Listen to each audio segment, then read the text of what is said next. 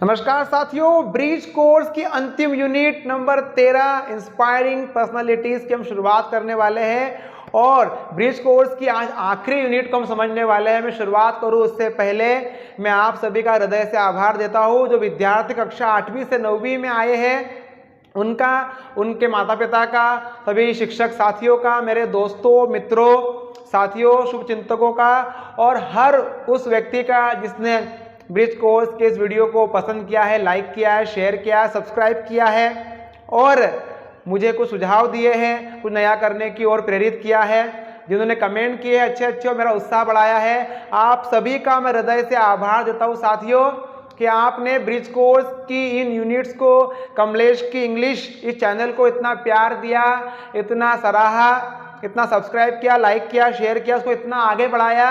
मैं हृदय से आप सबको धन्यवाद देता हूँ। और ये सफ़र यहाँ ख़त्म नहीं हुआ है दोस्तों, हम स्पोकन इंग्लिश के वीडियोस बनाएंगे, ग्रामर के वीडियोस बनाएंगे, आपके जो चैप्टर्स है, लेसन है, उसके वीडियोस बनाएंगे, अंग्रेजी के हर क्षेत्र की ओर हम बढ़ने की कोशिश करेंगे दोस्तों।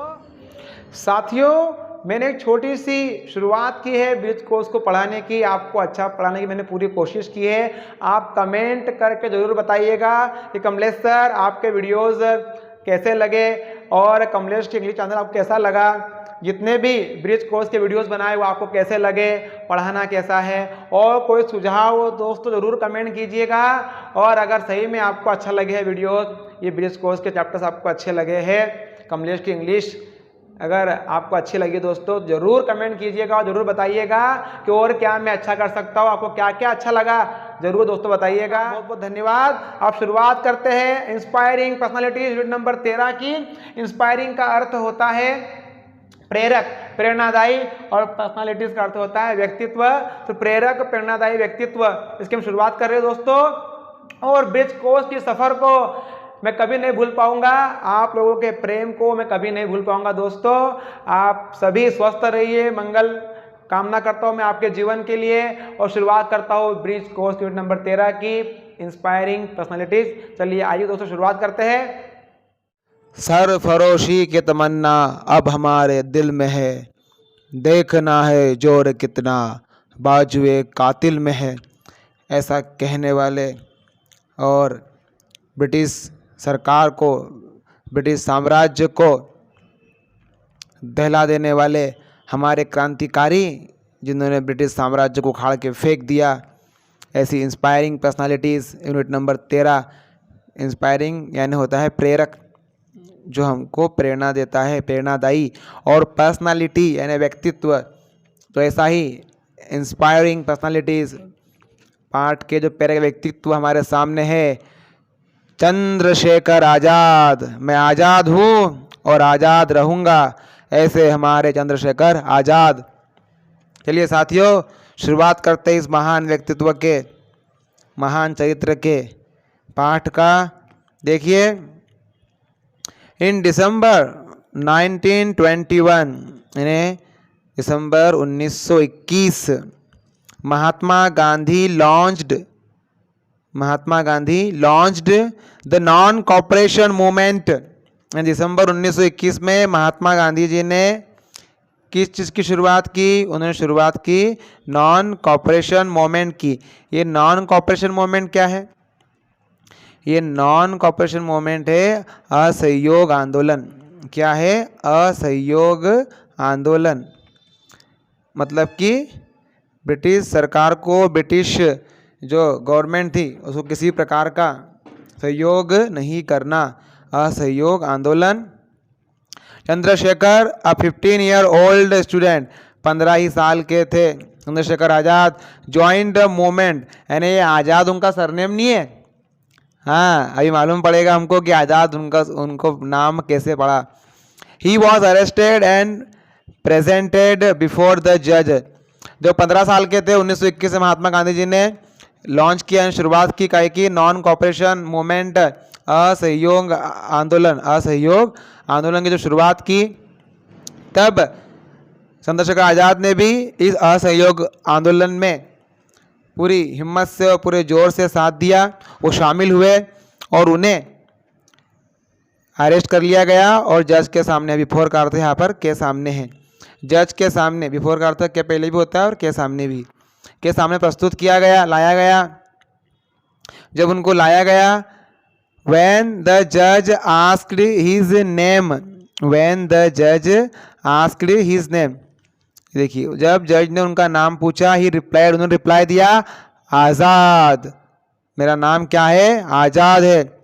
विच मीन्स, जिसका मतलब होता है लिबरेटेड, मतलब कि स्वतंत्र, मेरा नाम आज़ाद है, ऐसा उन्होंने कहा। द जज asked him what is your father's name, तुम्हारे पिताजी का नाम क्या है। जब जज ने पूछा कि तुम्हारे पिताजी का नाम क्या है, तब चंद्रशेखर आजाद आंसर्ड, चंद्रशेखर आजाद ने उत्तर दिया स्वतंत्रता, मेरे पिताजी का नाम क्या है, स्वतंत्रता, विच मीन्स फ्रीडम, आज़ादी, मेरा नाम आज़ाद है और मेरे पिताजी का नाम स्वतंत्रता है, फ्रीडम। देन द जज आस्क्ड, फिर जज ने पूछा, देन तब, वेयर डू यू लिव, तुम कहाँ रहते हो। तो आज़ाद ने उत्तर दिया जेल खाना, विच मीन्स प्रिजन, मैं प्रिजन में यानी जेल खाने में रहता हूँ। चंद्रशेखर वॉज सेंटेंस्ड, अब ये सेंटेंस जो शब्द है यहाँ पर, इसका अर्थ वाक्य नहीं है, इसका अर्थ यहाँ पर है सजा देना। तो चंद्रशेखर आजाद को सजा हुई 15 डेज, कितने दिनों की, 15 दिनों की इम्प्रिजनमेंट, कारागार में उनको डाल दिया गया विद हार्ड लेबर, मतलब कि उनसे वहाँ पर काम भी करवाया गया है ना, ऐसा। तो विद हार्ड लेबर उनको कारावास में डाल दिया गया। और hearing this young Chandrashekhar said, जब चंद्रशेखर ने ये कहा कि मैं जेल खाना में रहता हूँ, और उसको फिर जेल की सज़ा हुई 15 दिन की, तब ये सुनकर कि मुझे 15 दिन की सज़ा हुई है, तब आज़ाद ने कहा sir I knew you would send me to jail, श्रीमान मुझे पता था कि आप मुझे जेल में ज़रूर भेजेंगे। So I said that my house is in the jail, इसीलिए मैंने कहा कि मेरा जो घर है वो क्या है, जेल खाना है, मुझे पता था कि आप मुझे ज़रूर जेल में भेजेंगे। From that day onward, onward है ना आगे, मतलब तभी उस दिन से, मतलब उसी दिन से चंद्रशेखर तिवारी, चंद्रशेखर तिवारी जो नाम था पूरा चंद्रशेखर जी का, Chandrashekhar Tiwari came to be known, वो किस नाम से जाने लगे, वो जाने लगे चंद्रशेखर आज़ाद के नाम से। मैं आज़ाद हूँ और मैं आज़ाद रहूँगा, इंकलाब जिंदाबाद। ऐसे इंस्पायरिंग पर्सनालिटी है हमारी चंद्रशेखर आज़ाद। चलिए अब प्रश्नों के उत्तर देख लेते हैं साथियों। आंसर द फॉलोइंग क्वेश्चन, उन्होंने लिखे प्रश्नों के उत्तर दीजिए। चलिए अब उत्तर दे देते हैं इन प्रश्नों के। पहला प्रश्न क्या है, When did Mahatma Gandhi launch the non cooperation movement, Mahatma Gandhi ji ने नॉन कॉपरेशन मूवमेंट असहयोग आंदोलन कब लॉन्च किया, कब शुरुआत की, जल्दी बताइए उत्तर। अभी आपने देखा है ऊपर, बताइए मेरे प्यारे साथियों, ये रहा उसका उत्तर, ये येलो कलर में दिया हुआ है। In December 1921 Mahatma Gandhi launch the non cooperation movement, 1921 में महात्मा गांधी जी ने असहयोग आंदोलन की शुरुआत की। चलिए अब अगला प्रश्न हम देख लेते हैं। अगला प्रश्न क्या है, तो नंबर दूसरा प्रश्न है, how old was Chandrashekhar eight that time, उस समय चंद्रशेखर आजाद की उम्र कितनी थी। How old was Chandrashekhar Azad eight that time, उस समय चंद्रशेखर आजाद जी की उम्र कितनी थी। तो ऊपर आप इसका उत्तर देख सकते हैं, ये उत्तर यहाँ पर लिखा हुआ है। दूसरे का उत्तर जो है ये ब्लू कलर में लिखा हुआ है, इसको हमने नीचे भी अच्छे से लिख दिया है। चंद्रशेखर आ 15 ईयर ओल्ड स्टूडेंट, इसको हमने अच्छे से अरेंज कर दिया है, नीचे उत्तर लिखा हुआ है इसका, आप देख सकते हैं दोस्तों, ये लिखा हुआ है चंद्रशेखर आजाद जी का दूसरे प्रश्न का उत्तर। Chandrashekhar was a 15 year old student at that time. उस समय चंद्रशेखर आजाद सिर्फ 15 साल के विद्यार्थी थे जब उन्होंने असहयोग आंदोलन में वो शामिल हुए। 15 साल का एक छोटा सा प्यारा सा बच्चा देश की आज़ादी की जो मुहिम चल रही थी, जो आंदोलन चल रहा था, उसमें जाके शामिल हुआ। तीसरा प्रश्न देखिए दोस्तों, When the judge asked Chandrasekhar his name, what did he reply? जब जज ने चंद्रशेखर का नाम पूछा तो उन्होंने क्या जवाब दिया, बताइए क्या जवाब दिया था। उत्तर ऊपर लिखा हुआ है, आपने अभी पढ़ा है। यस, ये ग्रीन कलर में दिया हुआ है दोस्तों। When the judge asked his name, he replied Azad, which means the liberated, इसका अर्थ है लिबरेटेड यानी स्वतंत्र। बहुत बढ़िया। अगला प्रश्न चौथा, why did चंद्रशेखर से that he lived in a jail? Chandrashekhar ने ये क्यों कहा कि वो जेल में रहते हैं, बताइए क्यों कहा, क्यों जेल में रहते हैं। अभी आपने देखा था यहाँ पर कि ये जो उनको ये पता था, इस बात का पता था कि आप मुझे जेल की सज़ा ज़रूर देंगे, इसलिए उन्होंने कहा कि मैं जेल खाने में रहता हूँ। तो इस उत्तर को हमने नीचे से अच्छे से अरेंज किया हुआ है। नीचे देखिए दोस्तों, इस उत्तर को हम देख लेते हैं। इस उत्तर कैसे लिख सकते हैं आप, तो ये नंबर चौथा आंसर दिया हुआ है। ही न्यू दैट द जज would send him to jail anyway, यानी किसी भी हाल में किसी तरह उनको जेल में भेजेंगे ही, ये उनको पता था। किसको पता था? चंद्रशेखर आजाद जी को पता था कि किसी भी तरह जेल में तो मुझे ये भेजने ही वाले, एनीवे यानी किसी तरह हमको भेजने ही वाले हैं। Therefore he said that he lived in a jail, इसलिए उन्होंने कहा कि मैं जेल में रहता हूँ, मैं जेल खाने में रहता हूँ। ये चौथे का उत्तर हो गया। ऐसे महान व्यक्ति है चंद्रशेखर आज़ाद, जिन्होंने इस देश को आज़ाद कराया है। चलिए दोस्तों, अब एक्टिविटी नंबर 2 की ओर हम बढ़ जाते हैं और समझ लेते हैं इस एक्टिविटी को। चलिए मेरे प्यारे साथियों, दोस्तों एक्टिविटी नंबर 2 हम देख लेते हैं। Combine the sentences in each set using which और हु। विच और हु का हमको उपयोग करके इन सेंटेंस को कंबाइन करना है, जोड़ना है। विच का अर्थ होता है जो, क्या होता है? जो या जिसका, जो या जिसका। ये वस्तुओं के लिए आएगा, थिंग के लिए आएगा। और हु इसका अर्थ जो होता है, ये आएगा व्यक्ति के लिए, इंसान के लिए क्या आएगा? हु आएगा। वस्तुओं के लिए क्या आएगा? विच। ऐसे हु का अर्थ कौन होता है क्वेश्चन में, जब हम कंबाइन कर रहे हैं, हु बीच में आ रहा है, तो यहाँ पर हु जब आता है बीच में कंबाइन करने के लिए, तब उसका अर्थ होता है जो। क्या होता है? जो। और बीच का अर्थ कौन सा होता है, लेकिन अभी ये जोड़ने के लिए आ रहा है, बीच में आ रहा है, तो इसका अर्थ क्या होगा? जो या जिसका। ठीक है, एक एग्जाम्पल हमारे लिए दिया हुआ है। Chandrashekhar said that his name was Azad. Chandrashekhar ने कहा कि मेरा नाम क्या है? आजाद।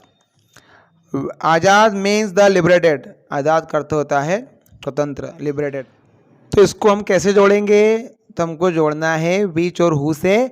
तो व्यक्ति के लिए हम हु लगाएंगे और वस्तु के लिए स्थान जो बाकी जो भी चीज़ रहेगा, व्यक्ति को छोड़ के हम क्या लगाएंगे वहाँ पर? विच। क्या लगाएंगे दोस्तों? विच लगाएंगे। अब देखिए कैसे करेंगे इसका answer. Chandrashekhar said that his name was Azad. अब ये जो फुल स्टॉप है, यहाँ पर हमको शब्द लगाना है विच। क्या लगाना है? विच। विच क्यों आएगा? ये आजाद मतलब इंसान तो वस्तु है, जैसे नाम जो है शब्द, ऐसा। तो आज़ाद जिसका अर्थ, देखिए इसका ना विच का अर्थ क्या होता है? जिसका। जिसका अर्थ होता है द लिबरेटेड। हमने क्या लगा दिया यहाँ पर? विच लगा दिया। अब अगला देखिए, I am reading a book by APJ Abdul Kalam. मैं अब्दुल कलाम की एक पुस्तक पढ़ रहा हूँ। He was a great scientist. वह एक ग्रेट साइंटिस्ट थे। अब हमको ऐसा है कि मैं अब्दुल कलाम की बुक पढ़ रहा हूँ जो एक ग्रेट साइंटिस्ट थे। तो हमको ये दो जो सेंटेंस है, ये कलाम तक लाया, ये फुल स्टॉप है। फुल स्टॉप की जगह हम क्या लगा देंगे? हम यहाँ पे लगा देंगे हु। हु क्यों लगाएंगे? क्योंकि कलाम जो है यहाँ पर ये व्यक्ति है, इसलिए ऊपर आज़ाद ये नाम था इसलिए, ठीक है। इसका अर्थ, जिसका अर्थ आज़ाद का अर्थ ऐसा, तो कलाम जी ये हु लगा देंगे यहाँ पर, ही की जगह क्या लगा देंगे, हु, और फिर पूरा सेंटेंस वापस दोबारा लिख देंगे, तो ये बन जाएगा आई am reading a book, I am reading a book by APJ Abdul Kalam who was a great scientist, जो एक महान वैज्ञानिक थे, ठीक है। अगला देखिए, मतलब दो वाक्यों के बीच में हमको हु लगाना है, अगर व्यक्ति है तो, अगर वस्तु व्यक्ति को छोड़कर बाकी कुछ है तो हम क्या लगाएंगे वहाँ पर, विच। दोस्तों क्या लगाएंगे हम, विच लगाएंगे। और नंबर तीसरा देखिए, I am going to PPN market, PPN market is close to our house, मैं PPN मार्केट जा रहा हूँ, PPN मार्केट हमारे घर के पास है, मैं PPN मार्केट जा रहा हूँ जो हमारे घर के पास में है, ऐसा। तो ये ना, अभी हम क्या लगाएंगे यहाँ पर, विच लगाएंगे, क्योंकि व्यक्ति के लिए हुआ आता है, फिर बाकी सबके लिए क्या आएगा यहाँ पर, विच आएगा। चलिए अब लगा देते हैं इसको, हम कैसे बनाएंगे, I am going to PPN market which is close to our house, ये हमने दो शब्द वाक्यों के बीच में क्या लगा दिया, विच लगा दिया, बिल्कुल सही, अच्छे से समझ पा रहे, बहुत अच्छी बात है। अब देखिए नंबर चौथा, the students are going to the fort, fort यानी किला, विद्यार्थी कहाँ जा रहे हैं, किले की तरफ जा रहे हैं। The fort was built in the 14th century, कब बनाया गया था, 14वीं सदी में। अब देखिए, अब ये फोर्ट ये वस्तु है जैसे है, तो हम क्या लगाएंगे, ये दो वाक्यों के बीच में यहाँ पर लगा देंगे विच, का लगाएंगे, ये विच हम लगा देंगे, व्यक्ति के लिए हुआ आएगा लेकिन याद रखना। चलिए, the students are going to the fort, पे आप फुल स्टॉप है वहाँ पे क्या लगा दीजिए दोस्तों, विच लगा दीजिए, बाकी पिछला सेंटेंस वैसा ही आएगा, विच। क्योंकि द फोर्ट क्यों नहीं आया, क्योंकि द फोर्ट तो आगे आ चुका है, द फोर्ट तो आगे आ चुका है ना। अब ये PPN मार्केट दोबारा क्यों नहीं आया, क्योंकि PPN मार्केट यहाँ पर आ चुका है, ठीक है, इसीलिए है, ठीक है। और ये कलाम जी था नाम, तो ही के जगह हमने क्या कर दिया, यहाँ पर हु कर दिया है, ठीक है। चलिए, आई एम गोइंग टू, नहीं, the students are going to the fort, अब दोबारा ये फोर्ट शब्द आएगा नहीं, वहाँ पर क्या आएगा, which was build in the 14th century, जिसको 14वीं सदी में बनाया गया था, बिल्कुल सही, समझ गए आप इसको। चलिए अब थोड़ा सा आगे बढ़ जाते हैं हम, ध्यान में आया, हु आएगा व्यक्ति के लिए, भी बाकी काय के लिए आएगा, फिर बाकी के लिए क्या आएगा, विच आएगा। दो वाक्य होते हैं उनके बीच जो फुल स्टॉप होता है वहाँ पर हम लगा देंगे हु या विच, ये ध्यान रखना है हमको। और जो शब्द दिया है दोबारा अगर आता है तो उसको लिखेंगे नहीं, जैसे ये आज़ाद पे ख़त्म हुआ, फिर हमने विच लगाया तो दोबारा आज़ाद नहीं लिखा, इसके लिए क्या आ गया, इसके लिए हम शब्द लगा दिया विच, ठीक है। अभी कलाम जी पे तो ख़त्म हुआ, तो कलाम जी व्यक्ति है तो ही नहीं आएगा, यहाँ पर लगा दिया हु, ठीक है। PPN मार्केट दो बार यहाँ ख़त्म हुआ, PPN मार्केट दोबारा आएगा तो हमने क्या लगा दिया, यहाँ पर विच लगा दिया दोस्तों, वो शब्द दोबारा आएगा नहीं, ठीक है। चलिए अब आगे नंबर 5 देखिए दोस्तों, I have to meet my friend, मुझे मेरे दोस्त से मिलना है। She has come back from Delhi, वो कहाँ से आई है, वो दिल्ली से आई है, मेरी से वो सहेली है, मेरी सहेली कहाँ से आई है, दिल्ली से आई है। अब चलिए देखिए, सहेली से मिलने चलते हैं हम। अब ये बीच में फुल स्टॉप दिया है, यहाँ पर बीच या हु लगाना है, तो हम देख लेते हैं, है ना। अब ये हमारे दोस्त के बारे में बात हो रही है ने, व्यक्ति के बारे में बात हो रही है ने, तो शी जो शब्द आया हुआ है, ये शी की जगह हम क्या लिखेंगे, हम हु लिखेंगे, क्या लिखेंगे, हम हु लिखेंगे। हमको ध्यान रखना है कि वो शब्द क्या है, पीछे वाले शब्दों को भी देखकर समझ सकते हैं दोस्तों। जैसे ये ही था, ही किसके लिए आता है, व्यक्ति के लिए, इसलिए हमने वहाँ पर हु लगाया, ठीक है। अब PPN मार्केट ये वस्तु है ना, व्यक्ति तो है नहीं, इसलिए हमने विच लगाया, ठीक है। फिर ये द फोर्ट, ये व्यक्ति नहीं है, वस्तु है, तो इसलिए हमने क्या लगाया, विच लगाया। पीछे भी हमको ध्यान देना है। अब शी व्यक्ति है, इसलिए हम क्या लगा देंगे, हम हु लगा देंगे, बड़ा सरल तरीका है। पीछे जो शब्द जो दूसरा वाक्य शुरू हो रहा है वहाँ अगर व्यक्ति है तो हु लगा दीजिए, वस्तु है तो विच लगा दीजिए, कितना इजी है। चलिए, I have to meet my friend who has come back from Delhi, मुझे मेरी सहेली से मिलना है जो कहाँ से आई है, दिल्ली से। चलिए आगे, अब एक्टिविटी नंबर 3 हमारे सामने है, इसको जरा देखिए दोस्तों। एक्टिविटी नंबर 3 को क्या दिया है इसमें, form WH question so that the underlined words become answers. An example has been done for you. अब हमको WH वर्ड से जो क्वेश्चन बनाना है और जो अंडरलाइन वर्ड दिया रहता है, शब्द दिया रहता है, उससे प्रश्न बनाना है। तो चलिए दोस्तों हम बोर्ड पर समझ लेते हैं, सीख लेते हैं, बड़ी आसानी से आप समझ जाएंगे और अच्छे से खुद ही कर पाएंगे अपने दम पर। चलिए प्यारे साथियों हम समझ लेते हैं बोर्ड पर। तो एक्टिविटी नंबर 3 और एक्टिविटी नंबर 3 के साथ में एक एक्टिविटी हमारे पास में और है, उन दोनों को हम बोर्ड पर एक साथ समझ सकते हैं क्योंकि दोनों एक दूसरे से मिली हुई है। एक्टिविटी नंबर 3 भी और हमारी एक्टिविटी नंबर 9। एक्टिविटी नंबर 9 जो है एक्टिविटी नंबर 3 है, दोनों मिले हुए हैं। तो इन दोनों को ही एक साथ में हम बोर्ड पर समझ लेते हैं। हम नेगेटिव बनाना भी समझ लेते हैं, इंटरोगेटिव बनाना भी समझ लेते हैं और WH वर्ड का यूज़ कैसे करें ये भी समझ लेते हैं।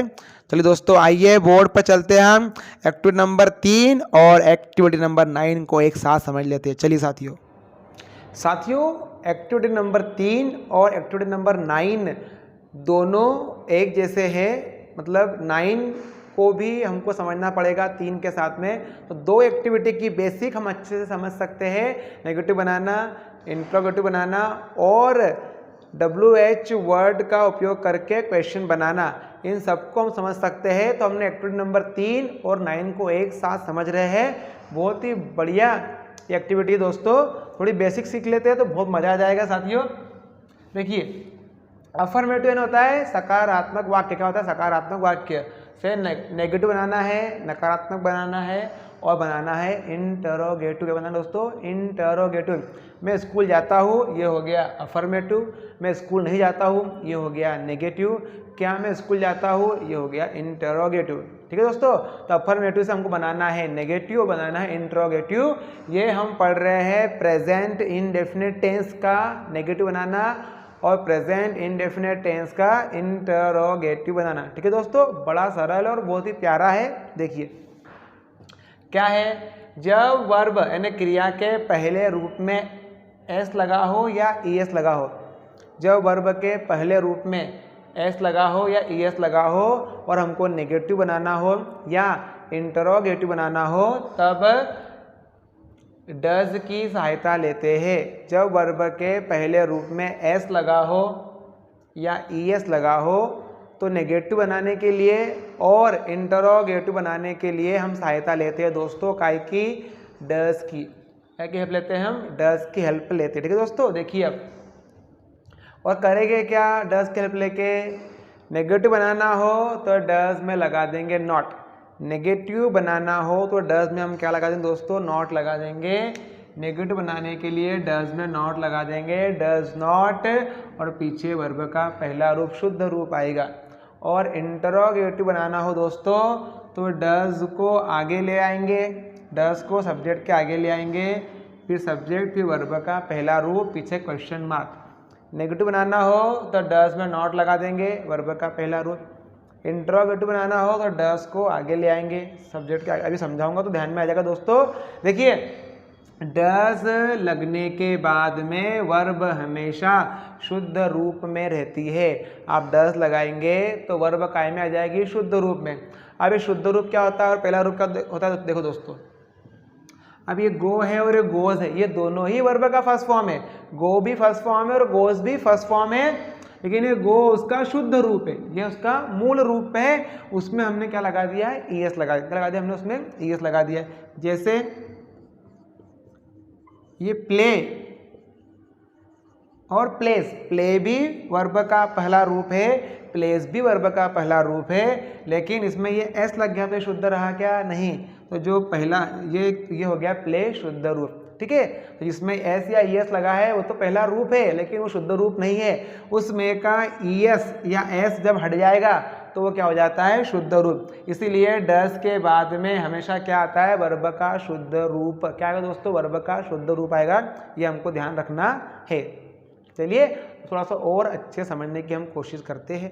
तो देखिए दोस्तों एग्जाम्पल दिया हुआ है he plays cricket, he plays cricket. अब देखिए ये प्लेस में क्या लगा हुआ है, एस लगा हुआ, क्या लगा हुआ है, प्लेस में एस लगा हुआ है, तो हम काय की हेल्प लेंगे, डज की। जब वर्ब में एस या ई एस लगा हो, उसके शुद्ध रूप में पहले रूप में क्या लगा हो, एस या ई एस लगा हो, तो हम हेल्प काय के लेते हैं, डज की। देखिए एस लगा हुआ है, प्ले शुद्ध रूप में उस पर लग गया एस, तो प्लेस हो गया, तो हमने लिख ली यहाँ पे हेल्प। काय की हेल्प लेंगे हम, डज की, काय की हेल्प लेंगे, डज की। और डज को हम कहाँ रखेंगे, वर्ब के पहले, कहाँ रखेंगे, वर्ब के पहले। He does play cricket. अब आप देखिए ये डज लगा दिया हमने, तो वर्ब काय में आ गई, शुद्ध रूप में, वर्ब काय में आ गई, शुद्ध रूप में आ गई, ऐसा से हट जाएगा। डज लगाएंगे तो वर्ब में लगा हुआ एस या ई एस, वर्ब में एस लगा हो या ई एस लगा हो, वो क्या होता है, डज लगने के बाद में हट जाता है। तो हमने डज लगा दिया दोस्तों, वर्ब के पहले क्या लगाएंगे हम, डज लगाएंगे, लिख लिया है हमने, डज लगाएंगे, फिर वर्ब आएगी, प्ले, एस हट जाएगा, डज लग गया यहाँ से इसलिए एस हट जाएगा। तो ही डज प्ले क्रिकेट, ये अभी हमने क्या ली, ये अभी हमने हेल्प ली, उसको क्या लिया हमने हेल्प ली, ठीक है। अब इतना हो गया। अब देखिए ही डज प्ले क्रिकेट, ये इतना हो गया काम, बस। अब ये डज में लगा देंगे नॉट, तो क्या बन जाएगा, नेगेटिव, क्या बन जाएगा, negative. He does not play cricket, he does not play cricket.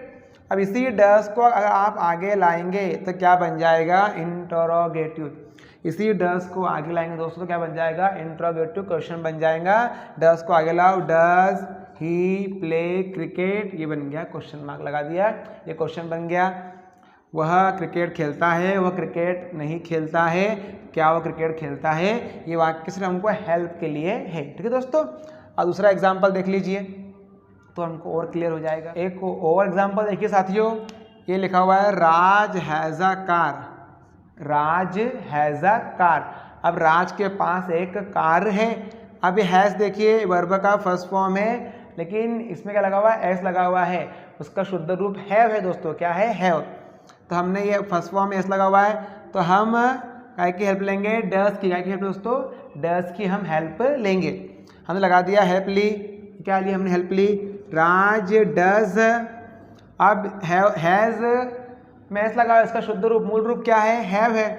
Raj does have a car, क्योंकि डज के बाद में क्या आती है, वर्ब काय में आ जाती है दोस्तों, शुद्ध रूप में आ जाती है, ठीक है।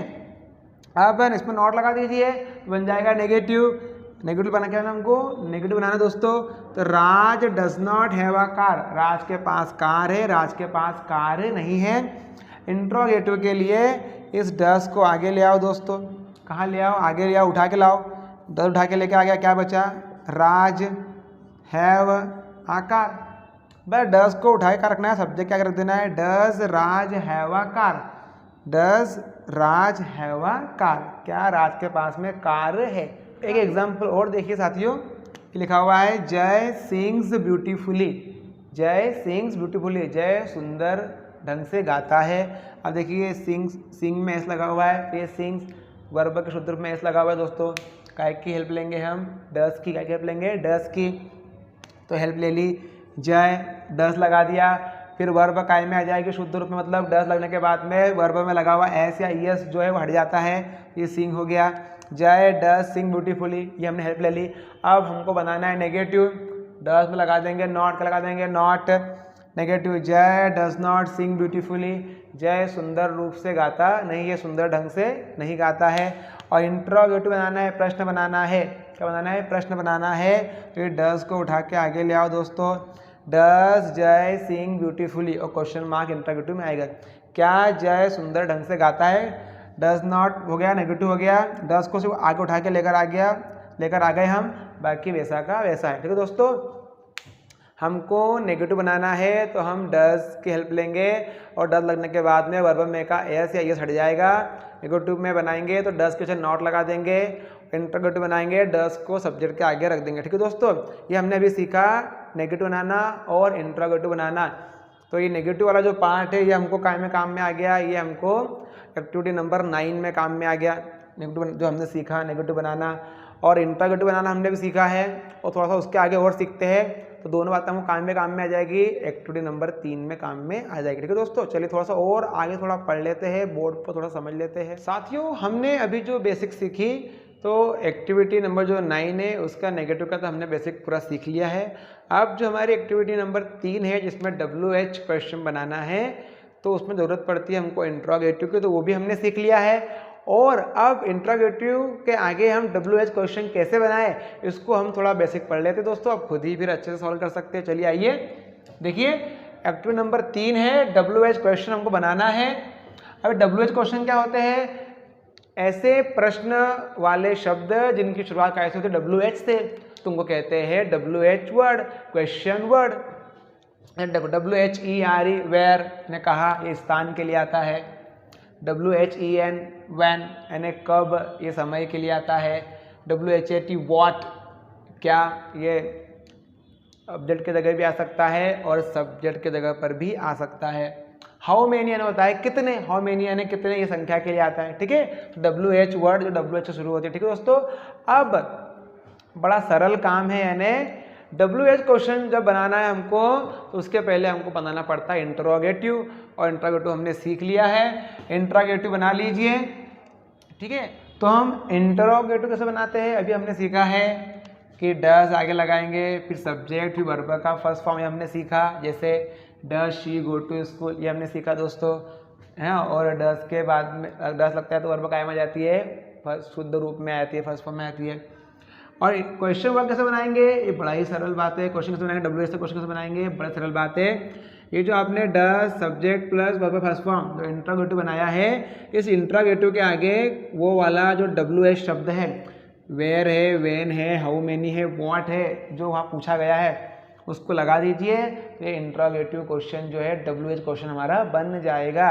बस इंट्रोगेटिव के आगे वाक्य में क्या लगाना है, आगे WH वर्ड लगाना है। कोई भी जो प्रश्न पूछा हो, वाट से तो वाट लगा दीजिए, वेयर से तो वेयर लगा दीजिए, वाई से तो वाई लगा दीजिए। ठीक है दोस्तों, ध्यान में आ गया। इंट्रोगेटिव सेंटेंस के आगे हम क्या लगा देंगे, WH वर्ड लगा देंगे जो हमको पूछा है उसके अंदर, तो क्या बन जाएगा, WH क्वेश्चन बन जाएगा। जैसे does she go to school, does she go to school.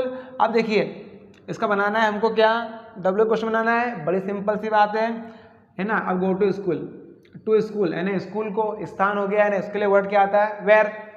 आगे लगा दो शब्द वेयर, क्या लगा दो, वेयर लगा दिया। फिर बाकी वैसा का वैसा हमको इंट्रोगेटिव के आगे बस WH क्वेश्चन लगाना है। ये वेयर लगा दिया, फिर डज का डज, शी का शी, गो का गो, और जिसके बारे में प्रश्न पूछते हैं वो शब्द WH क्वेश्चन में आएगा नहीं। जैसे टू स्कूल, स्थान के बारे में हम प्रश्न पूछ रहे हैं तो उसके लिए हमने क्या शब्द लगा दिया, टू स्कूल के लिए वेयर लगा दिया। फिर टू स्कूल पीछे आएगा नहीं। क्या वह स्कूल जाती है, वह कहाँ जाती है। ठीक है दोस्तों, ध्यान में आ गया। इंट्रोगेटिव के आगे हम क्या लगा देंगे, WH शब्द लगा देंगे, तो जो WH क्वेश्चन हमारा बन जाएगा। आप थोड़ा सा आगे देखिए, हर्षिता लिव्स इन इंदौर, हर्षिता इंदौर में रहती है। आप देखिए ये वर्ब में लगा हुआ है दोस्तों।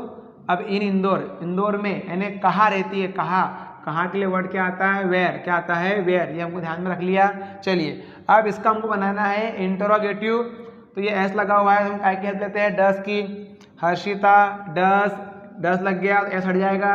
Harshita does live in Indore, Harshita does live in Indore, ये हो गया। अभी डस को आगे लाओ तो क्या बन जाता है, इंट्रोगेटिव जो हमने भी सीखा थोड़ी देर पहले। तो डस हर्षिता लिव इन इंदौर, क्या हर्षिता इंदौर में रहती है। अब प्रश्न बनाना किसके बारे में, इन इंदौर यानी स्थान के बारे में, वेयर लगाएंगे। तो आप WH क्वेश्चन लिखा हमने यहाँ पर, WH क्वेश्चन आप आगे लिख दीजिए वेयर, आगे लिख दीजिए वेयर, लिख दिया आपने बस। फिर वैसा का वैसा डज, फिर हर्षिता, फिर लिव। ये इन इंदौर आएगा क्या, इन इंदौर नहीं आएगा क्योंकि इसी के लिए तो हमने प्रश्न पूछा है, क्या, वेयर। तो where does Harshita live, Harshita कहाँ रहती है। ठीक है साथियों, ध्यान में आ गया। अगला देखिए, Purnima wants to become a doctor, Purnima doctor बनना चाहती है। देखिए एस लगा हुआ है, तो हेल्प काय के लेंगे हम, डस की। Purnima does want to become a doctor, does लग गया तो यहाँ से एस हट गया दोस्तों, ये हमने देखा। इसका इंट्रोगेटिव क्या होगा, डस को आगे ले आएंगे बस, does Purnima want to become a doctor. Interrogative में डस को आगे ले आते हैं, ये हो गया इंट्रोगेटिव सेंटेंस हो गया। अब प्रश्न पूछना काय के बारे में है, प्रश्न पूछना है हमको डॉक्टर, यानी पूर्णिमा डॉक्टर बनना चाहती है। पूर्णिमा क्या बनना चाहती है, तो क्या के लिए क्या शब्द आता है, क्या के लिए क्या शब्द आएगा, वॉट, हमने लिख दिया वॉट। तो ये does Purnima want to become a doctor, ये डज के आगे हम क्या लगा देंगे, आगे वॉट, डज के आगे हम दोस्तों क्या लगा देंगे, वॉट लगा देंगे, बाकी वैसा का वैसा, does Purnima want to become, बस ये अ डॉक्टर हट जाएगा क्योंकि प्रश्न ही हमने उसके बारे में पूछा है। पूर्णिमा क्या बनना चाहती है, पूर्णिमा डॉक्टर बनना चाहती है, ठीक है। तो what does Purnima want to become, what does Purnima want to become, जिसके बारे में प्रश्न पूछेंगे वो शब्द वहाँ पर आ जाएगा, उसका क्वेश्चन वाला वर्ड यहाँ पर आ जाएगा, लेकिन पीछे अब वो शब्द वहाँ से हट जाएगा, तो उसी के बारे में हम क्या पूछे हैं, प्रश्न पूछ रहे हैं। Does Purnima want to become doctor, what does Purnima want to become, इसके हम यहाँ लिख लेंगे, डॉक्टर के क्या आएगा, व्हाट आएगा, तो हमने लिख दिया what does Purnima want to become, ठीक है। ध्यान में दोस्तों, प्रेजेंट इंडेफिनिट टेंस यानी जब वर्ब के शुद्ध रूप में एस या यस लगा हो, नेगेटिव बनाना हो तो डज नॉट लगाते हैं, ठीक है, और इंट्रागेटिव बनाना हो तो डज को आगे लेकर आते हैं। WH क्वेश्चन बनाना हो तो इंट्रागेटिव के आगे ही WH वर्ड लगा देते हैं। जिस शब्द के बारे में प्रश्न पूछा जाता है वह शब्द फिर WH वाले क्वेश्चन में आता नहीं है, ठीक है दोस्तों। अब हम एक्टिविटी नंबर 3 को सॉल्व कर लेते हैं, ठीक है साथियों, और जब एक्टिविटी नंबर 9 का नंबर आएगा तब उसको भी हम सॉल्व कर लेंगे। चलिए आइए साथियों, अभी हमने बोर्ड पर सीखा कि कैसे हम नेगेटिव बनाते हैं, इंटरोगेटिव बनाते हैं और WH जो वर्ड है उनका यूज़ करके क्वेश्चन बनाते हैं। चलिए अब यहाँ पर एक एग्जाम्पल हमारे लिए करके दिया हुआ है और हमको बाकी सॉल्व करना है, और बड़ा ही आसान है, जैसे कि हमने बोर्ड पर समझ लिया उसको। ये यहाँ पर एक बार फिर से लिख दिया है कि डज लगाएंगे इंट्रोगेटिव के लिए, फिर सब्जेक्ट, फिर वर्ब का फर्स्ट फॉर्म लगाएंगे। जैसे एग्जाम्पल है शी गोज़ टू स्कूल, तो ये V1 है, तो इसके लिए हेल्प काय की आएगी, डज की आएगी, तो आगे आ जाएगा does she go to school. जैसे हमने देखा कि एस या यस लगाते हैं, जो एस या यस लगा रहता है वर्ब में, तो हम हेल्प लेते हैं डज की, और डज के लगने के बाद में वर्ब जो है अपने शुद्ध रूप में आ जाती है, वर्ब में लगा हुआ एस या यस जो है हम हटा देते हैं। चलिए इसका क्वेश्चन बन गया वेयर डज शी गो। देखिए does she go to school, क्या वो स्कूल जाती है। अभी टू स्कूल पर हमको प्रश्न अगर बनाना है, ठीक है, तो ये प्लेस है, तो प्लेस के लिए वर्ड क्या आता है, वेयर, इसलिए हमने लगा दिया वेयर डज शी गो, वह कहाँ जाती है, ठीक है साथियों। चलिए अब पहला दिया था फातिमा लिव्स इन दिल्ली, अब ये दिल्ली लिखा हुआ है, अभी प्लेस दिया हुआ है यानी स्थान दिया है, तो ये लिव्स है, डज लगा दिया। इंट्रोगेटिव बनाना इस प्रकार से जो हमने बोर्ड पर सीखा, तो वेयर, तो does Fatima live in Delhi, फिर दिल्ली के लिए प्रश्न क्या आएगा, वेयर, तो where does Fatima live, where does Fatima live. अब नीचे देखिए नंबर 2, she goes to school at AM, वो 8 बजे स्कूल जाती है, तो निशान लगा हुआ है 8 AM, समय के पहले 8 आता है, तो मतलब हमको प्रश्न बनाना है यहाँ पर टाइम के बारे में, और टाइम के लिए क्या शब्द आता है, व्हेन, क्या आता है, व्हेन, तो हम यहाँ लगा देंगे व्हेन, तो ये व्हेन लगा दिया, इंट्रोगेटिव हो जाएगा does she go to school, और जिस शब्द के बारे में प्रश्न पूछना है वह शब्द पीछे से हट जाएगा, क्यों, क्योंकि उसके लिए हमने प्रश्नवाचक शब्द लगा दिया है। When does she go to school, when does she go to school, वह स्कूल कब जाती है। इसको इस प्रकार बोल सकते हैं आप, at what time does she go to school, वह स्कूल कितने बजे जाती है, एट व्हाट टाइम का यूज़ भी हम कर सकते हैं। नंबर 3 देखिए दोस्तों, she studies maths, Hindi and English at school. अब देखिए वो स्कूल में मैथ्स, हिंदी और इंग्लिश पढ़ती है, तो प्रश्न बनेगा वो क्या पढ़ती है, तो हम जब क्या को क्या बोलते हैं, क्या को बोलते हैं व्हाट, क्या बोलते हैं व्हाट, तो ये व्हाट लगा देंगे। इंटरगेटिव बन जाएगा डज शी स्टडी, एस ये ES हट जाएगा क्योंकि हमने डज लगा दिया है, व्हाट लगा दिया, व्हाट डज, अभी जो फिर मैथ्स, हिंदी और इंग्लिश आएगा नहीं, उसके लिए हमने क्या शब्द लगा दिया, व्हाट लगा दिया। What does she study at school, वह स्कूल में क्या पढ़ती है।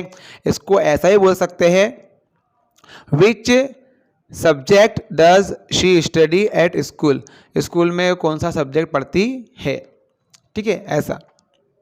अब ये सब्जेक्ट एक है सिंगल, इसको हम ऐसा एस लगा के ज़्यादा कर सकते हैं ना, विच सब्जेक्ट्स, ऐसा, ठीक है। Does she study at school. अगला देखिए, शी हैज़ 2 ब्रदर्स, उसके 2 भाई है, शी हैज़ 2 ब्रदर्स। अब निशान लगाए 2 पर, 2 भाई है, यानी कितने भाई है, तो कितने को बोलते हैं हाउ मेनी। इसका इंटरोगेटिव बन गया डज शी हैव, क्या बन गया, डज शी हैव। हैज़ का शुद्ध रूप क्या होता है, हैव होता है, डज शी हैव। अब शब्द प्रश्न बनाना है 2 के लिए, 2 के लिए क्या जाएगा, हाउ मेनी। अब देखिए शी हैज़ 2 ब्रदर्स, उसके 2 भाई है। अब हमको प्रश्न बनाना है इसके बारे में, तो ये 2 के लिए हमने क्या लगा दिया, हाउ मेनी लगा दिया, क्या लगा दिया हमने, हाउ मेनी लगा दिया। और पीछे क्या है, ब्रदर्स, तो साथ में आएगा हाउ मेनी ब्रदर्स, कितने भाई, 2 भाई, हाउ मेनी ब्रदर्स। इसका इंटरव्यू बना देंगे does she have, how many brothers does she have, उसके कितने भाई है। मतलब इंटरव्यू बना लिया आपने, WH वर्ड को आगे रख दीजिए, काम आसानी से बन जाता है। देखिए she wants to become a scientist, है ना, साइंटिस्ट लगा हुआ है, तो वो क्या बनना चाहती है, साइंटिस्ट बनना चाहती है। तो ये साइंटिस्ट है ना, तो क्या के लिए वर्ड आ गया, what. She wants to become, इतने का इंट्रोगेटिव क्या हो गया, does she want to become. अब साइंटिस्ट के बारे में प्रश्न पूछ रहे हैं, मतलब क्या के बारे में, तो यहाँ व्हाट लगा दिया, तो साइंटिस्ट क्वेश्चन में आएगा क्या, नहीं। जिस शब्द के बारे में प्रश्न पूछते हो क्वेश्चन में आएगा, नहीं आएगा। तो what does she want to become, मतलब शी वॉन्ट्स टू बिकम, इसका इंट्रोगेटिव क्या हो गया, does she want to become. आगे क्या लगाना है, साइंटिस्ट वर्ड लगाना है what, what does she want to become, वो क्या बनना चाहती है। ठीक है, ऐसा। तो एक्टिविटी नंबर 3 को हमने अच्छे से समझ लिया है दोस्तों, एक बार बोर्ड पर जाकर फिर समझ लीजिएगा, फिर इसको सॉल्व कीजिएगा, तो ज़्यादा अच्छे से हम समझ सकते हैं। इसके बाद में हम बढ़ते हैं हमारी एक्टिविटी नंबर 4 की तरफ। कहाँ बढ़ते दोस्तों, एक्टिविटी नंबर 4 की तरफ। साथियों एक्टिविटी नंबर 4 ये कहानी है उस महिला की जिन्होंने अपना पूरा जीवन वृक्षों के लिए दे दिया और जो आज वृक्ष माता के नाम से जानी जाती है, और जिन्होंने सारे संसार में वृक्षों के प्रति प्रेम को कैसे बढ़ाए और वृक्षों को कैसे बढ़ा करे। बच्चों के जैसा, छोटे बच्चे को जैसे माँ अपने बच्चों को पालती है, वैसे उन्होंने वृक्षों को पाला है, इसीलिए उन्हें वृक्ष माता के नाम से जाना जाता है। और इस महान महिला का नाम है सालुमरदा ठिमक्का। क्या नाम है, सालुमरदा ठिमक्का। ये छोटे से गांव में इनका जन्म हुआ था और अपने पति के साथ मिलकर इन्होंने 8000 से भी ज़्यादा वृक्ष लगाए हैं। कितने, 8000 से ज़्यादा वृक्ष लगाए हैं। Saalumarada Thimmakka was born in a place called Gubbi in the state of Karnataka. Karnataka के एक छोटे से गांव गुब्बी में उनका जन्म हुआ। कर्नाटक स्टेट में ये गांव है, ये स्थान है। और हर पेरेंट्स वर पुअर, बहुत गरीबी स्थिति में उनके जीवन की शुरुआत हुई थी, उनके माता पिता बहुत गरीब थे। She never went to school, कभी स्कूल नहीं गई। At a young age she had to work hard, और बहुत छोटी सी उम्र में उनको बड़ी कड़ी मेहनत करना पड़ती थी अपना घर चलाने के लिए। When she grew up, जब वो बड़ी हुई, जब उनकी उम्र बढ़ी, तब she got married, उनकी शादी हुई। Her husband was also poor, उनके पति भी गरीब थे। But both of them loved trees, लेकिन वे दोनों पति पत्नी जो है वृक्षों से बहुत प्यार करते थे। They started planting trees along a 4 kilometer road from her village Hulikal to a place called Kudur.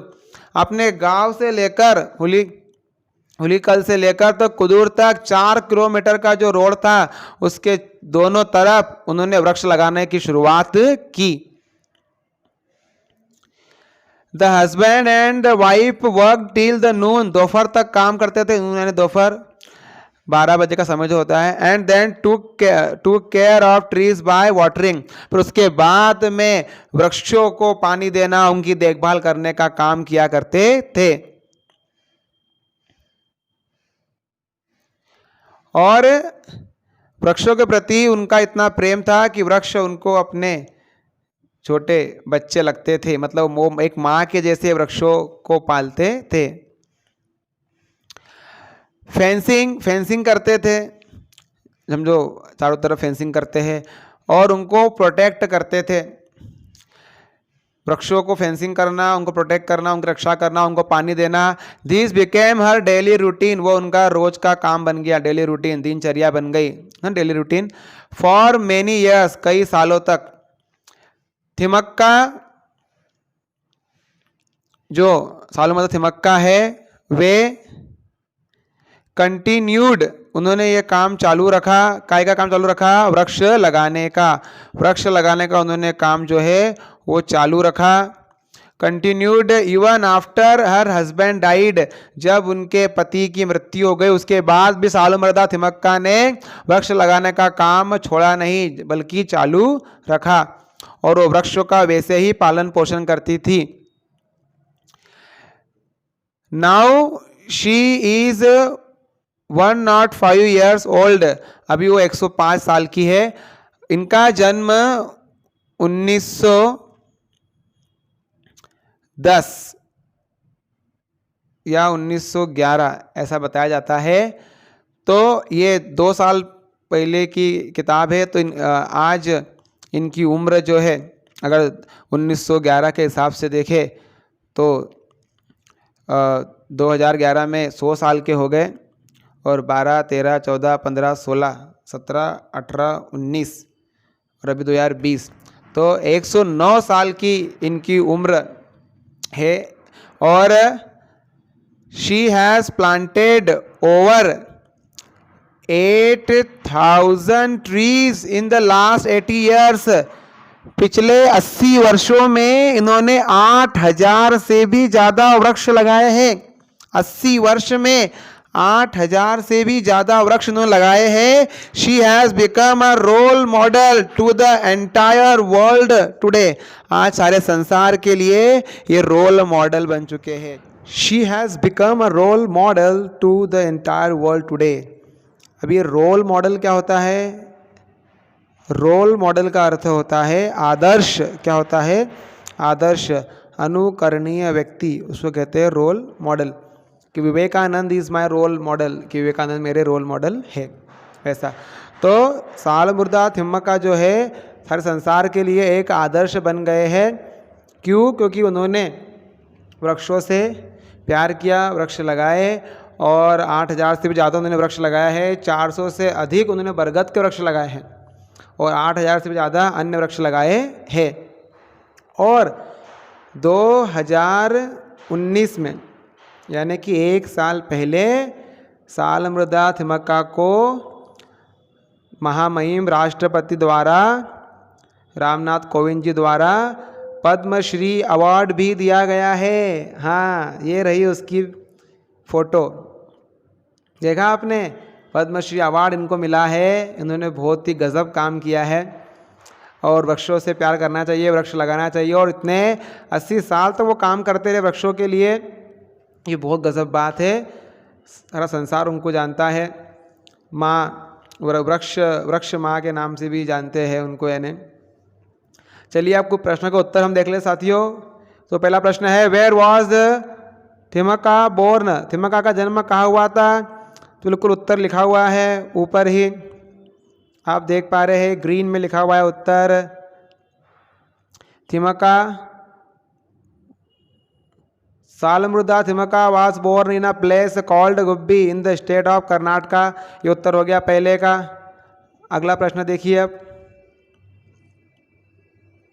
दूसरा प्रश्न, did she go to school? क्या वो कभी स्कूल गए थे? उत्तर, अब उत्तर हो जाएगा यहाँ पर दिया हुआ है, ये येलो में दिया हुआ है। She never went to school, वे कभी स्कूल नहीं गए। आप यहाँ उत्तर लिखेंगे तो शुरुआत में एक वर्ड और लिख दीजिएगा, नो। क्या लिख दीजिएगा? नो। उसके बाद में क्या आ जाएगा? उसके बाद में ये आ जाएगा, ये येलो कलर वाला, she never went to school, कभी स्कूल नहीं गए। चलिए अगला देखिए प्रश्न। दोस्तों प्यारे साथियों, where did Thimmakka and her husband start planting trees? Thimmakka और उनके पति ने कहाँ पर प्लांट लगाना शुरू किए थे? बताइए, कहाँ शुरू किए थे प्लांट लगाना? उत्तर देखिए इधर, ये लिखा हुआ है यहाँ पर हल्के ग्रीन कलर में, नंबर 3 भी हमने लिख दिया है वहाँ पर। क्या लिखा हुआ है? दे started planting trees along a 4-kilometer road from her village हुलीकल to a place called कुदूर। अपने गांव से हुलीकल से कुदूर तक 4 किलोमीटर के रोड पर उन्होंने पेड़ लगाना शुरू किए दोनों तरफ। ठीक है साथियों, अगला प्रश्न देखिए आप। नंबर 3 हो गया। Number 4, how did they take care of trees, वे ट्रीज की देखभाल, टेक केयर है देखभाल करना, कैसे करते थे। तो यहाँ दिया हुआ है उत्तर प्रश्न नंबर 4 का, आप ये देख पा रहे होंगे। The husband and the wife worked till the noon and then took care of the trees by watering, fencing and protecting them. दोपहर तक काम करते थे, उसके बाद फिर टेक केयर यानी होता है देखभाल करना, सेकंड फॉर्म में टूक केयर, केयर करते थे पेड़ों की, पानी देकर, फेंसिंग लगाते थे चारों तरफ ताकि पशु जो है उसको खा नहीं जाए, वो ख़राब ना हो जाए पौधे, और उनको प्रोटेक्ट करते थे। इस प्रकार वो उनकी रक्षा करते थे पेड़ पौधों की, दोनों पति पत्नी। चलिए आगे अगला प्रश्न देखिए number 5, how old is Thimmakka now, Saalumarada Thimmakka अभी कितने वर्ष की है, उनकी उम्र कितनी है। तो उत्तर यहाँ पर दिया हुआ है, आप देख रहे हैं। Now she is 105 years old, वो 105 साल की है। लेकिन ये पुराना पैसेज है, तो अभी पिछले साल उनकी उम्र 107 थी, तो अभी उनकी उम्र 108 है। तो 105 की जगह आप 108 लिख सकते हैं। नाउ शी इज़ 108, 108, 0 को नॉट पढ़ते, 108 ईयर्स ओल्ड। ये हो गया 5वें का उत्तर। और अब देखिए आगे number 6, how many trees has she planted so far, so far अब तक बताइए उन्होंने कितने पेड़ लगा दिए हैं। बताइए, अभी ऊपर देखा था हमने, कितने पेड़ लगा दिए हैं। 400 से ज़्यादा बरगद के पेड़ और अन्य 8000 पेड़ सालमृदा थिमका लगा चुकी है। देखिए इधर, ये उत्तर है उसका। हाँ, ये मिल गया उत्तर। She has planted over 8000 trees in the last 80 years, पिछले 80 सालों में उन्होंने 8000 पेड़ लगा दिए हैं। क्या बात, क्या बात। अब number 7, why is she a role model to the world, सारे संसार के लिए वे रोल मॉडल, आदर्श क्यों है, वे आदर्श क्यों है। बताइए क्यों। क्योंकि उन्होंने क्या किया, उन्होंने 80 साल तक वृक्ष लगाए, उनकी देखभाल की, उनको बड़ा किया, वृक्षों के लिए काम किया और लोगों में प्रेरणा जगाई और पर्यावरण की रक्षा भी की। तो उत्तर हमने यहाँ पर लिखा हुआ है, she has planted and protected over 8000 trees in the last 80 years, पिछले 80 सालों में उन्होंने 8000 से भी ज़्यादा पेड़ लगाए हैं, उनकी रक्षा की है, उनको पाल पोस से बड़ा किया है। सो अतः she is a role model to the world on environment protection, पर्यावरण रक्षक के रूप में पर्यावरण की रक्षा की, इस तौर पे संसार के लिए वे एक आदर्श बन चुके हैं। सालमृदा थिमका। हमने भी वृक्ष लगाना है, हमारा जन्मदिन आए या कोई शुभ अवसर हो और हमने आपस में भी एक दूसरे को पौधे गिफ्ट करना चाहिए, वृक्ष लगाना चाहिए, वृक्षों को काटना नहीं, उनकी देखभाल करना है। ठीक है दोस्तों, चलिए आगे देखिए। अब एक्टिविटी नंबर 5 देखिए आप, इसको हमको सॉल्व करना है। ये नीचे कुछ शब्द दिए हुए हैं, आप इनको देख पा रहे होंगे। जैसे कि शब्द यहाँ पर दिया हुआ है, पहला एट, क्या दिया हुआ है दोस्तों, एट दिया हुआ है, इन दिया हुआ है, फ्रॉम दिया है, टू दिया है। ये एट जो है ये समय के पहले भी आता है, उम्र के पहले भी आता है। इनका अर्थ में होता है, फ्रॉम यानी से, यानी टू यानी की और, Bombay to Goa, from Bombay to Goa. अभी ऐसा है, इनको भरना है हमको ऊपर। तो देखिए यहाँ पर ये भर दिए हमने। उसके उत्तर नंबर 1 दिया हुआ है, क्या दिया हुआ है, Thimmakka and her husband planted,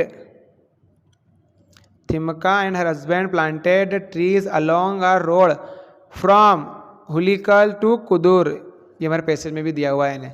तो फ्रॉम यानी से, हुलिकल से कहाँ तक, टू यानी की ओर, कुदूर तक, कुदूर फ्रॉम यानी से और टू यानी तक, तो फ्रॉम हुलिकल टू कुदूर, हुलिकल से कुदूर तक उन्होंने क्या लगाए, पेड़ लगाए। नंबर 2, थिमका वाज बोर्न, बताइए कहाँ जन्म हुआ था उनका, इन गुब्बी कर्नाटक में। नंबर 3 इंडियन में होता है, the school planted around 200 trees, school ने 200 पेड़ लगाए इन द ईयर 2017 के साल में। वर्ष के पहले भी क्या आता है, इन आता है, ये हमने पढ़ा हुआ है पीछे। आगे number 4, Thimmakka began working hard at a very young age, बहुत ही छोटी उम्र में, यहाँ पर 8 आएगा, उम्र के पहले 8 आता है। तो बहुत ही छोटी उम्र में उन्होंने कड़ी मेहनत करना शुरुआत कर दी थी। ठीक है दोस्तों, हमारे लिए भी आदर्श है थिमका जी। नंबर 6 देखिए आप, एक्टिविटी नंबर 6। अब क्या है, नंबर 6 में हमको लिखना है अपोजिट साथियों। क्या लिखना है, अपोजिट। अपोजिट का अर्थ क्या होता है, अपोजिट का अर्थ होता है विरुद्धार्थी, विलोम, विरुद्धार्थी या फिर विलोम को क्या बोलते हैं, अपोजिट बोलते हैं। जैसे ये अपोजिट शब्द लिखना है जो अंडरलाइन किया हुआ है। रीच का अपोजिट क्या होता है, पुअर। यंग का अपोजिट क्या होता है, ओल्ड। फिर कंटिन्यूड का अपोजिट डिसकंटिन्यूड, और लव्ड प्यार करने का अपोजिट हेटेड, सेकंड फॉर्म है तो नफरत करना। The king was rich, king बहुत रिच था लेकिन उसके सर्वेंट जो थे गरीब थे। Himanshu had to work hard when he was young, जब हिमांशु छोटा था, यंग था, तब उसको बहुत मेहनत करना पड़ती थी। But he had a lot of money when he was old, जब वो जवान था तब उसने बहुत मेहनत की, लेकिन जब वो बूढ़ा हो गया तो उसके बाद बहुत सारा पैसा आ गया। The GVS school has continued the practice of giving awards to toppers, जो टॉपर्स लोग हैं उनको बिल्कुल उन्होंने जारी रखी थी इस प्रैक्टिस को, इस प्रथा को, कि जो लोग टॉपर्स हैं उनको हम इनाम देंगे, अवार्ड देंगे। बट द HMS स्कूल है डिसकंटिन्यू, HMS स्कूल ने उसको डिसकंटिन्यू कर दिया। कंटिन्यू करना यानी कि निरंतर चलने देना, और डिसकंटिन्यू करना यानी रोक देना। प्रैक्टिस यानी यहाँ प्रथा हो गया, यानी सिस्टम चला आ रहा है। Ravi and Radha loved dogs but their neighbours hated dogs, Ravi और राधा जो है वो अपने डॉग से प्यार करते थे, लेकिन उनके जो नेबर थे, उनके नेबर क्या करते थे, हेट करते थे। तो सेकंड फॉर्म में हेटेड, नफरत करते थे। ठीक है, रवि और Radha loved their dogs, Ravi और राधा अपने डॉग से प्यार करते थे, लव यानी प्यार करना।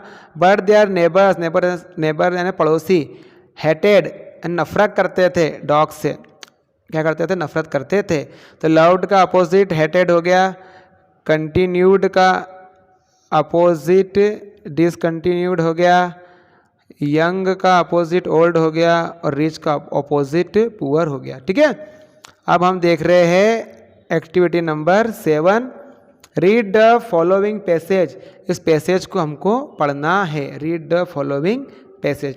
देखिए इस पैसेज को हम पढ़ लेते हो, समझ लेते इस पैसेज में क्या दिया हुआ है। ऊपर हमने सालमुदा थिमक्का जी के बारे में पढ़ा था, अब देखते हैं अब किसी महान शख्सियत के बारे में हम पढ़ते हैं।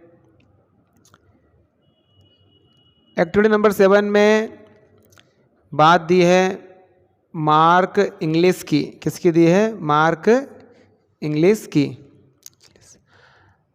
अब ये देखिए, इन 2006 मार्क इंग्लिश फ्रॉम न्यूजीलैंड, वो कहाँ के थे मार्क इंग्लिश, न्यूजीलैंड के थे।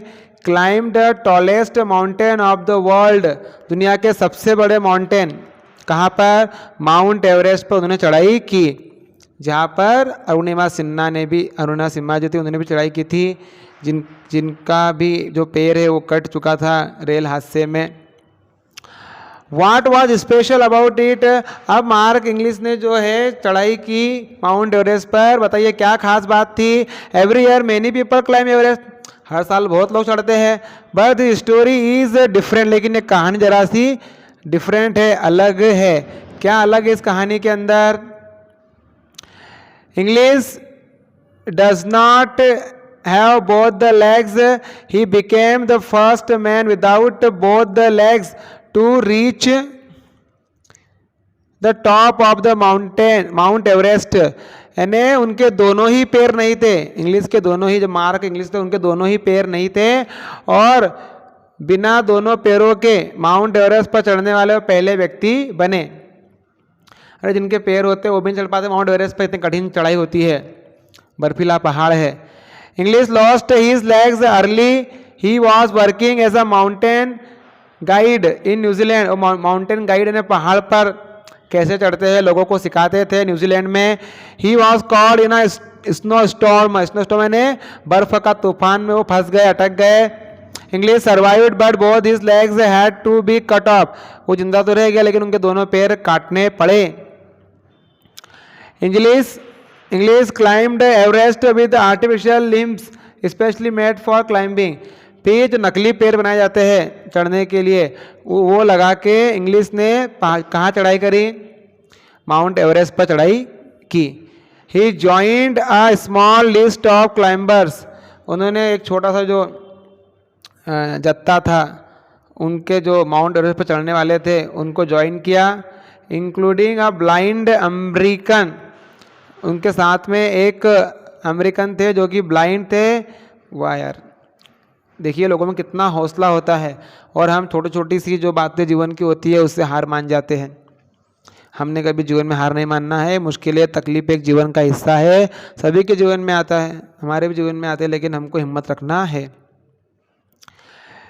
और एक शेरफा विदाउट बोथ हैंड्स, एक अमेरिकन थे वो ब्लाइंड थे, अंधे थे, और एक शेरफा जो पहाड़ों पे चढ़ते हैं उनके साथ में, वो जो शेरफा थे उसके दोनों हाथ नहीं थे। Who overcame disabilities to climb the Everest, और उन्होंने जो अपनी डिसेबिलिटी थी, जो अक्षमता थी, जो कमी थी, उसको भी पार कर लिया माउंट एवरेस्ट पर चढ़ने के बाद। देखिए इनका जज्बा कैसा है, वाह, सलाम है इनके जज्बे को। जीवन में मुश्किलें, बाधा, तकलीफें, समस्याएं आती है और आती रहेगी, लेकिन हमको उन समस्याओं से, बाधाओं से लड़ना है, जूझना है और पार निकल कर दिखाना है। हार नहीं मानना है दोस्तों, हिम्मत रखना है। चलिए आगे। English is also a professional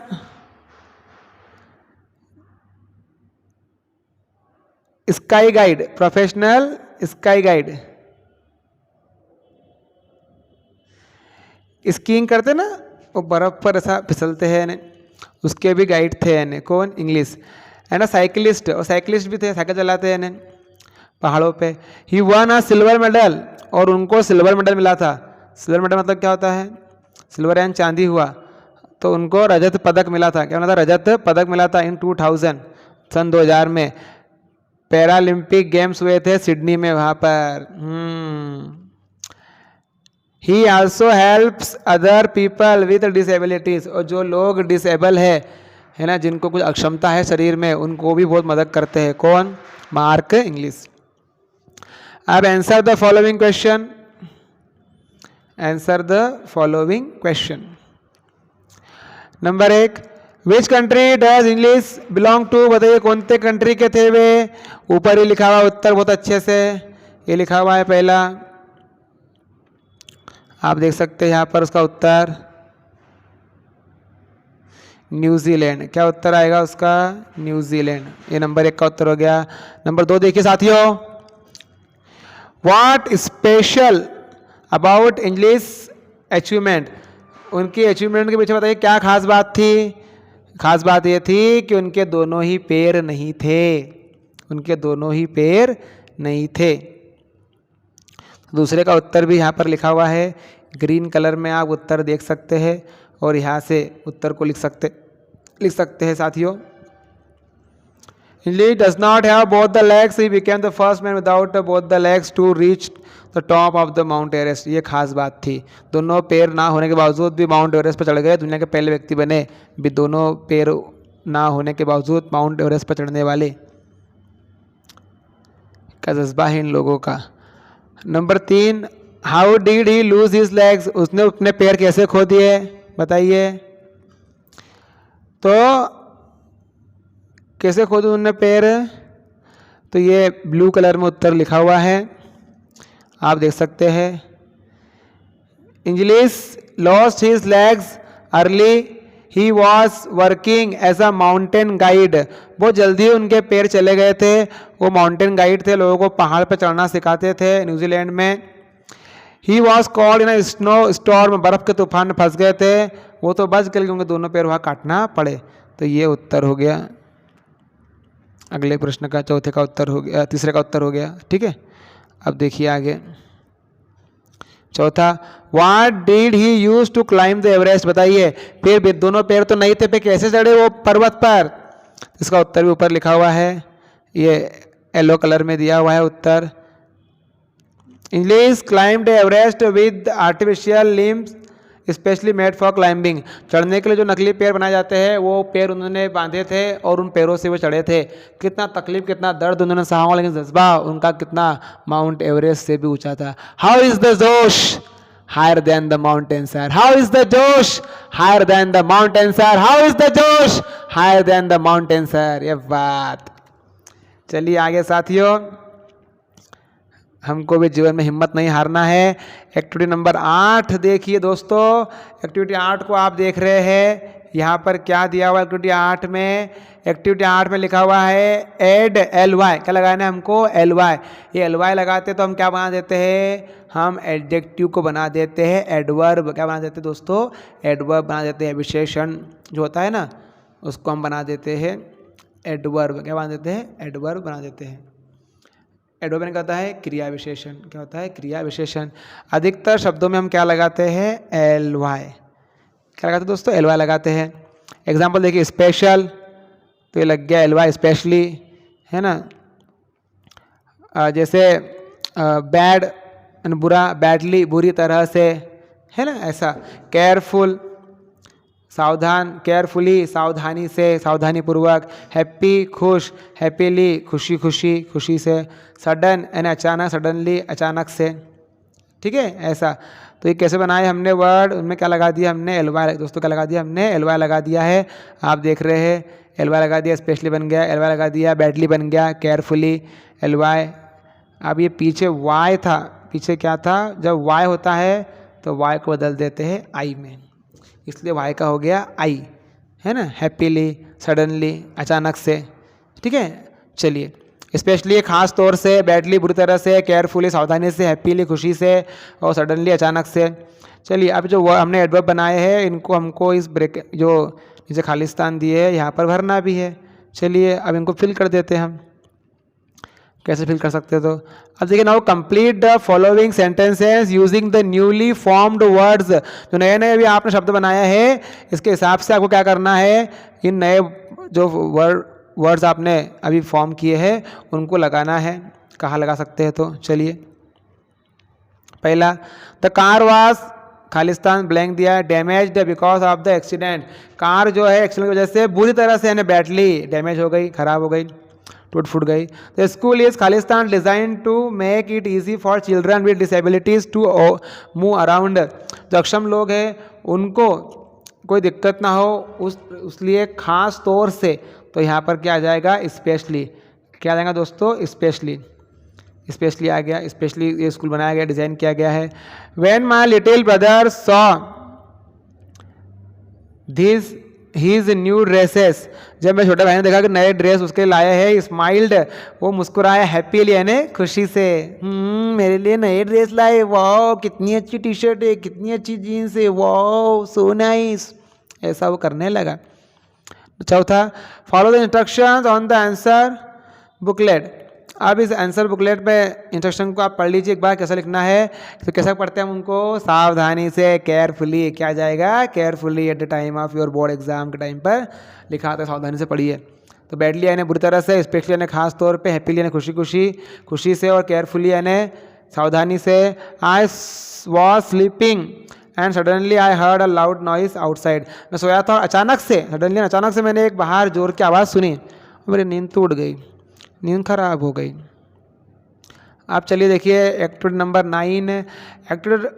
activity number 9 को सॉल्व करने से पहले दोस्तों एक बार एक्टिविटी 3 के समय पर हमने जो वीडियो आपको बना के दिखाया, जो बेसिक सिखाई, नेगेटिव इंट्रागेटिव WH वर्ड की, उसको देख लीजिए, क्योंकि वहाँ पर एक्टिविटी 9 का भी बेसिक पढ़ाया गया है। थोड़ा पीछे जाएंगे आप तो आपको दिख जाएगा, ध्यान में जाएगा। आपने कहा कॉपी में नोट किया तो अच्छी बात है। नहीं तो एक्टिविटी 3 के समय हमने जो बेसिक पढ़ाई है बोर्ड पर, उसमें एक्टिविटी 9 की बेसिक भी है दोस्तों, ठीक है। ये 3 के टाइम पे हमने एक बेसिक पढ़ाई है। तो एक्टिविटी 9 को सॉल्व करने से पहले उस बेसिक को एक बार आप देख लीजिए, समझ लीजिए। चलिए साथियों, अब है बारी एक्टिविटी 9 को सॉल्व करने की। कैसे हल करें एक्टिविटी 9 को? हमने अभी देखा था बोर्ड पर क्या देखा था कि जब वर्ब में एस हो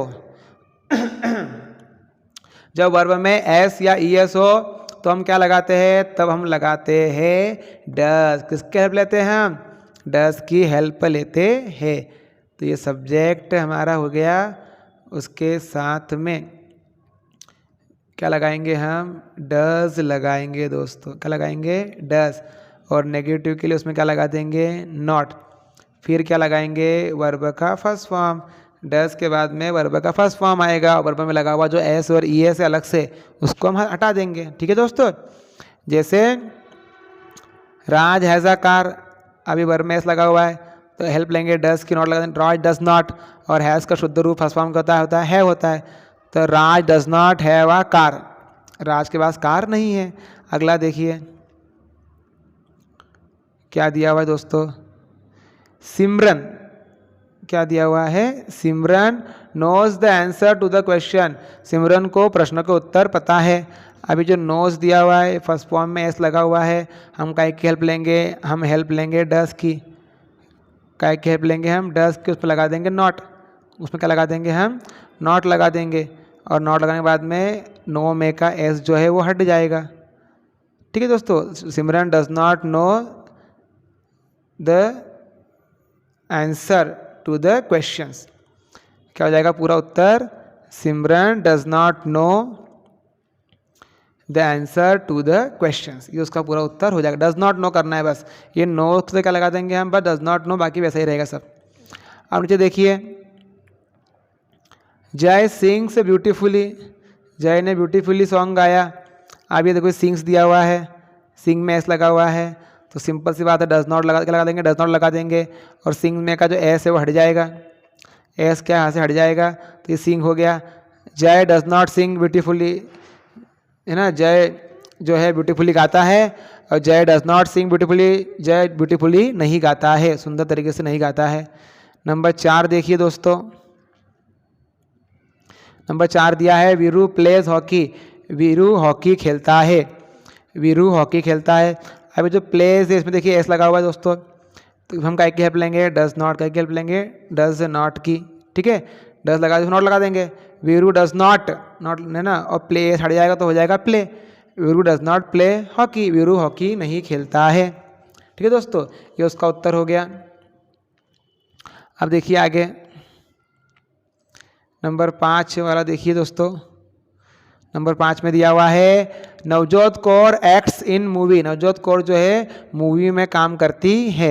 अब ये एक्ट वर्ब है, उसमें एस लगा हुआ है, एक्ट्स लिखा हुआ है, हम हेल्प लेंगे डज की, उस पर लगा देंगे नॉट, वर्ब का फर्स्ट फॉर्म हो जाएगा, शुद्ध रूप मतलब शुद्ध रूप हो जाएगा, तो एस हट जाएगा, तो act, Navjot Kaur does not act in movies, ये उसका उत्तर हो गया, ठीक है दोस्तों। ऐसा उत्तर हमने लिख लिया है। चलिए आगे, अभी ये यहाँ पर हमने जो पहला देखा कि सिमरन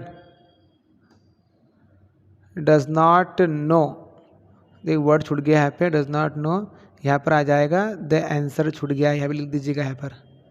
हाँ मतलब मेन चीज़ तो यही है कि नोज दिया तो डज नॉट लगाना है। Simran does not know the answer to the questions, ठीक है ऐसा। चलिए आगे, अब एक्टिविटी नंबर 10 देखिए साथियों, क्या लिखा हुआ है। एक्टिविटी नंबर 10 दिया है paste the picture of a person whom you are inspired most and write 5 sentences about him or her। अब उस व्यक्ति का यहाँ फोटो चिपकाना है, या फिर आप बना भी सकते हैं। पेस्ट का अर्थ है चिपकाना होता है, आप बना भी सकते हैं, चिपका भी सकते हैं।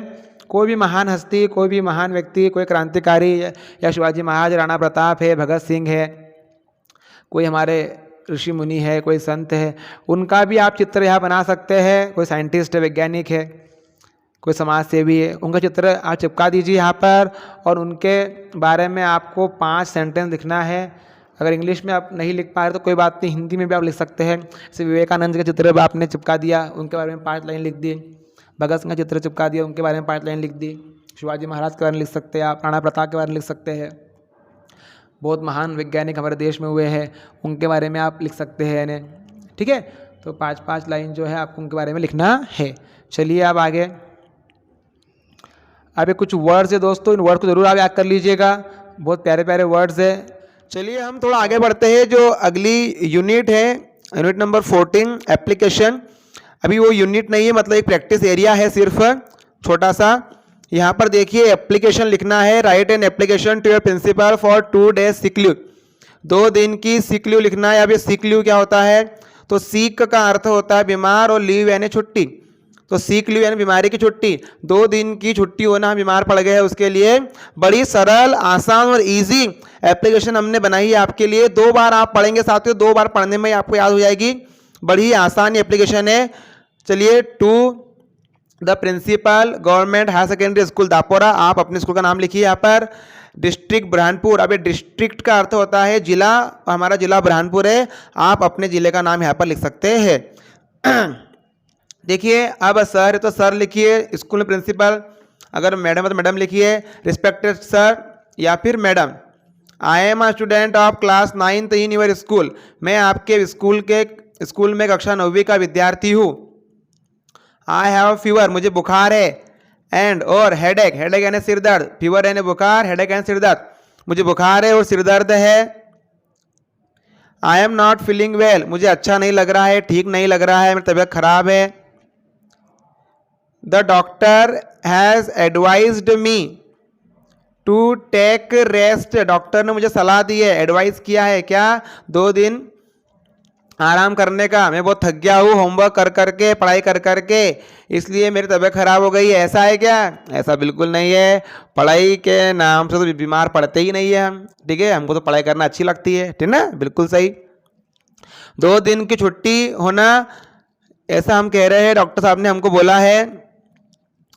देयरफॉर, इसलिए, देयरफॉर इसलिए, please give me 2 days sick leave, इसलिए मुझे 2 दिन की छुट्टी दीजिए बीमारी के लिए। सिक लीव मुझे 2 दिन के लिए आप दीजिए। थैंक यू वेरी मच, आपका बहुत बहुत धन्यवाद। डेट डाल दीजिए, यूर स्टूडेंट, आपका विद्यार्थी, डेट डाल दीजिए, आपका विद्यार्थी। फिर लिख दीजिए अपना नाम, जैसे यहाँ लिखा हुआ है पूर्णिमा सजनकार, तो आप अपना नाम लिख सकते हैं यहाँ पर, ठीक है। आप अपना नाम लिख दीजिए यहाँ पर, क्लास 9th लिख दीजिए, रोल नंबर लिख लीजिए अपना, ठीक है साथियों। बड़ी इजी और आसान ये एप्लीकेशन है। 2 बार पढ़ने में ही दोस्तों आपको ये याद हो जाएगी। एक बार पढ़ लेता हूँ। To the principal government higher secondary school Dapora, district Burhanpur, respected sir या फिर madam, I am a student of class 9th in your school, I have fever and headache, I am not feeling well, the doctor has advised me to take rest, therefore please give me 2 days sick leave, thank you very much. Date डाल दीजिए, your student पूर्णिमा सजन का, class 9th, ठीक है साथियों। बड़ी आसान application है, जल्दी आपको आसानी से आपको याद हो जाएगी। चलिए थोड़ा आगे बढ़ जाते हैं। कोर्स की अंतिम यूनिट भी हमने दोस्तों पूरी कर ली है और मैं हृदय से फिर से एक बार आभार प्रकट करता हूँ आप सभी का, विद्यार्थियों का, शिक्षकों का, मेरे साथियों का, आपके पेरेंट्स का, हर किसी का, मेरे दोस्तों का, मित्रों का। और आगे भी बहुत सारे वीडियोस आपके दोस्तों आते रहेंगे, स्पोकन इंग्लिश के भी आएंगे, ग्रामर के भी आएंगे, बुक्स के भी आएंगे, बहुत कुछ मैं आपके लिए लाता रहूँगा। आप कमेंट जरूर कीजिएगा कि आपको पूरा ब्रिज कोर्स कैसा लगा और आपको ये यूनिट कैसी लगी, कैसा पढ़ाया और क्या मैं अच्छा कर सकता हूँ, जरूर बताइएगा दोस्तों कमेंट करके। तब तक के लिए जय हिंद, जय भारत, भारत माता की जय।